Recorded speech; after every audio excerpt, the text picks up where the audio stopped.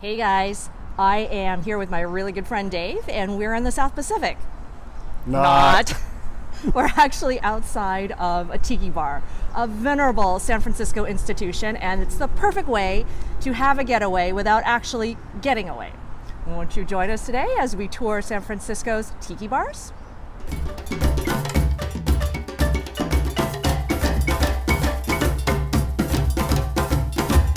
So, if you guys have been following me for a very long time, you will be familiar with Captain Dave. Hello again. Who stars in our video together, Sailing to Sausalito. And Dave is actually a veteran sailor who's sailed all around the globe, tasting rum. You bet. I love sailing in warm weather in the tropics, and coincidentally, that's where they make rum, so those two just go hand in hand. Dave is actually a noted rum expert. Dave, what makes a good rum? Sugarcane and love. And if you want something to sip, some really nice artisanal crafted aging in an oak barrel for a few years. I understand that Tiki has its origins in the South Pacific, so essentially Hawaii and to the west of that. But rum is from the Caribbean. So how did that happen? The whole Tiki explosion started in the 1930s when rum was at the height of its popularity. And rum became popular largely as a result of Prohibition in the decade before that. You know, bootleg rum brought up from the Caribbean and sold in the United States, and it was a very popular drink. It's having somewhat of a resurgence these days, and the Tiki phenomena has helped that as well. We're here in front of the original and famous Trader Vic's, which was open in 1936, pretty close to Oakland. It used to be called Pinky Dinks, by Victor Bergeron, also known as Trader Vic. Well, it's since moved to this location here in Emeryville. Let's head inside. The decor is an American take on Polynesian escapism. All wooden idols, plastic grass, huts, and umbrella drinks served in coconuts. When Tiki went through a revival over a half-century later, Trader Vic's served as a gold standard. I love this menu. Look at the variety of Tiki cups you can get for your cocktail. So awesome. Here we are at Trader Vic's in Emeryville, California. It's the home of the original Mai Tai created by Vic Bergeron. So Trader Vic's has done a perfect job of the presentation here. On top of all that crushed ice is a lime shell, which is supposed to look like an island, and growing out of that is this fresh mint intended to look like a palm tree. And both are really integral to the flavor experience of the drink. The well-known story about the Mai Tai is Trader Vic was trying to find a unique new Polynesian concoction, and he pulled a bottle of Ray and Nephew's 17-year-old Jamaican rum off the shelf and started with that as his base. It's not available anymore, unfortunately. And into that, he added some fresh lime juice, some orgeat, which is an almond simple syrup, and some then rock candy sugar syrup, shaken and poured into the glass with the dirty ice, which in most cocktails is a no-no, but dirty ice is the way you make this drink. The first guest at his bar that tried this cocktail had just come from Tahiti and explained Mai Tai, which in Polynesian means the best. So that became the name of the drink. Oh, that's nice. That's really nice Mai Tai. Unfortunately, the Mai Tai has become one of the most maligned and bastardized cocktails in all of Tikidom. It's sort of like whatever juice and rum they have, they throw it together and come up with a cheap cocktail. This one is true to the original, and it's delicious. Give this one a try. Wow, it's not overly sugary and syrupy like I come to expect from Mai Tais. There's this perfect sweet-sour combination going on so that, you know, you get that beautiful forward taste of the sweet when you first sip it, and then that blam of the sour at the end to finish it off. The other thing they do a little different is that this is not a blended drink, so you don't get that slushy snow cone kind of effect. The ice is perfect. It's kind of like chipped ice, and it floats very nicely at the top, so that what you're getting at the bottom is just this pure cocktail, which is beautiful. It's really quite the perfect cocktail. Mai Tai. The food is yummy as well. It's an interesting menu of Pacific fare like this Hawaiian beef chocho, soy glazed skewers cooked over hibachi. Trader Vic's makes me really happy. I have such a good time in there. Good drinks, good food, and just a good fun place. We're gonna go next to Smuggers Cove. Okay. The man who single-handedly revolutionized the tiki trend here in San Francisco is Martin Cate. Kate's first bar, the Forbidden Island Tiki Lounge in Alameda, is a longtime classic. But by far, the hot tiki ticket in town is his second bar, the fantastical Smuggers Cove here in Hayes Valley. While it's pretty unassuming from the outside, stepping in, you plunge into a tropical fantasy land. The main floor is stuffed with nostalgic kitsch. Upstairs is a refined Polynesian lounge area with a bird's eye view of the main bar below. Downstairs is the boathouse with intimate cocktail seating and a second bar decked in a nautical theme with a cool lava lamp-like bubbling lagoon. While the decor is kitsch, the drinks are definitely 21st century sophisticated, with artisanal spirits, fresh pressed juices, and exotic ingredients. So this is Steve. He's going to be our bartender for tonight, and he's actually pretty good friends with Dave, huh? I've known him a while. He's a great guy. So what we got was the Smuggers Cove Rum Barrel. And Dave, what's in it? Ooh, 3 different kinds of rum. 2 of them from Guyana, one at 43% alcohol, kind of normal. The other one is 151 proof, 75.5% heavyweight rum, both with a lot of body and a lot of flavor, and all balanced out nicely with Plantation 3 Stars, which is a white rum, usually used in making a daiquiri, but the blend of those 3 rums together just comes out exquisite. And then, of course, there's the secret sauces that not even the bartenders know, because the owner of the bar, Mr. Martin Case, keeps that secret to himself. And there's juices in here. So I think there's pineapple and orange. Was it orange? Not all booze. Yeah. Little bit of juice. Should we try it? It's a tasty looking frosty beverage. Let's try it. Okay. We'll do Lady in the Tramp style. I'd be the tramp. Oh, delicious.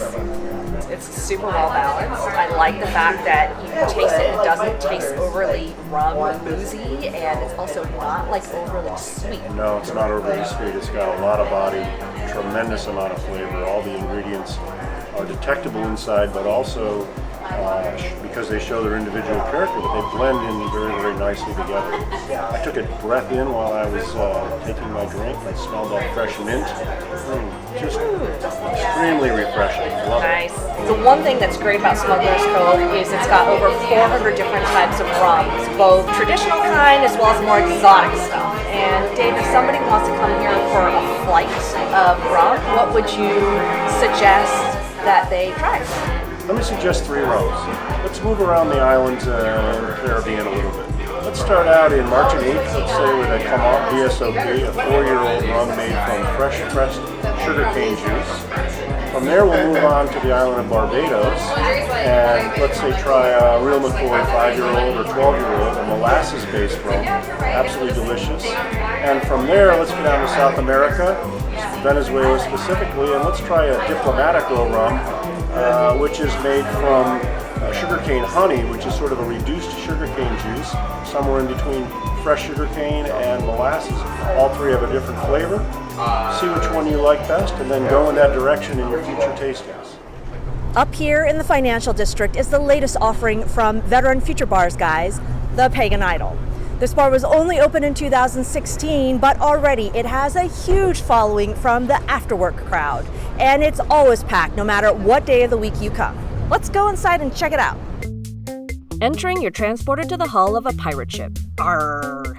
Unlike typical mismatched tiki, the decor here is really well done, with custom-made touches like these matching hand-blown glass sea serpent lights and the clever set of video portholes with sea creatures passing by.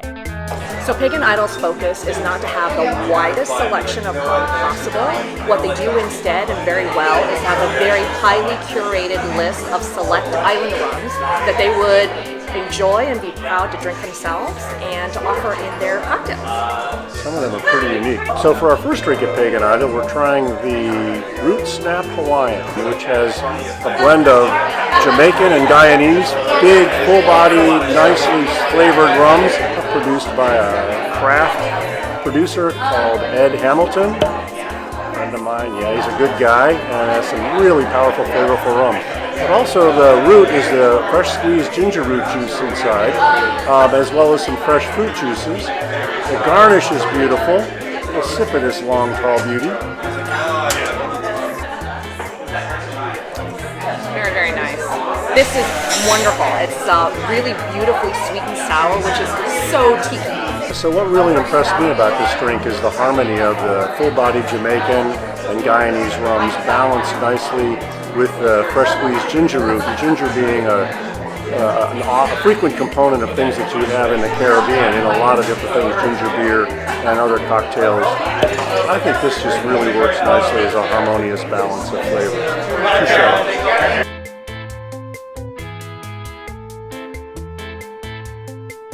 So Dave had to get this because it so reminds him of Martinique. Dave, what did you get?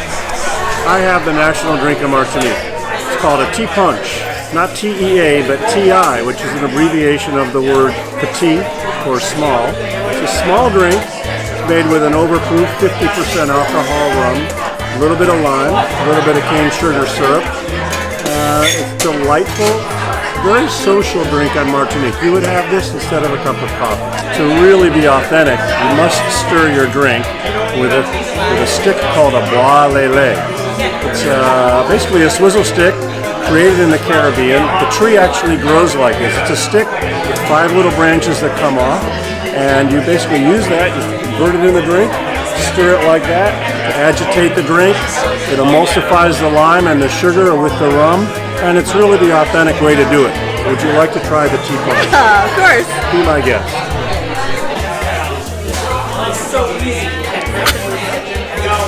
That's so strong.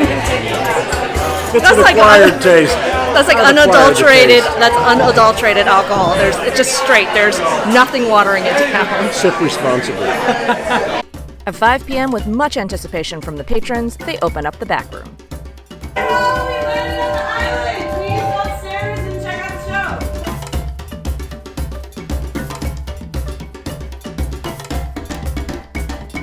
The ship has docked and patrons are disembarked into the second room, the island, which simulates a balmy tropical evening outdoors with a fiber optic ceiling, private huts, and a volcano feature that erupts periodically.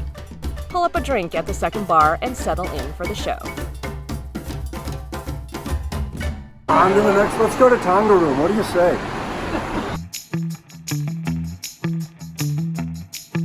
We round out our list with one of the oldest and most revered tiki bars in the city, the Tonga Room in the basement of the Fairmont Hotel. At one point, this used to be the hotel pool, the Terrace Plunge. When it was reopened as the Tonga Room in 1945, they floated a moving boat stage in the center of the pool and surrounded it with grass huts covering diners from simulated tropical ratings. The Hollywood-style dinner, drinks, and show was designed by MGM's then-leading set director, Mel Melvin. Now we're at the Tonga Room. It's been raining inside. There's been a bit of a thunderstorm. I heard that crash boom. Okay, so I needed a nice stiff drink to warm me up. Chase the storm away. I ordered a Jet Pilot, which is basically all the rum behind the bar. Light rum, dark rum, overproof rum, and some allspice dram to give it a little bit of a flavor kick. Kind of an interesting little aperitif. Woo, Jet Pilot, that's jet fuel. It's super strong. But once you get past the burn of the alcohol, I love the bright flavor of the lime behind it. The lime makes it very citrusy and very tropical. Yep, that'll chase that storm away. I'm ready for takeoff. You know, the Tonga Room is a hotel bar, so you're not going to get the most refined drinks or the most top shelf rums out there, but they do a great job making great tropical drinks that you just have fun to come down and drink a couple, maybe forget about things and not be able to find your way back to your room later on. And the atmosphere is just fantastic and theatrical. So you're not coming for the drinks, you're coming for the whole experience. The rain, the band, and a little bit of tiki.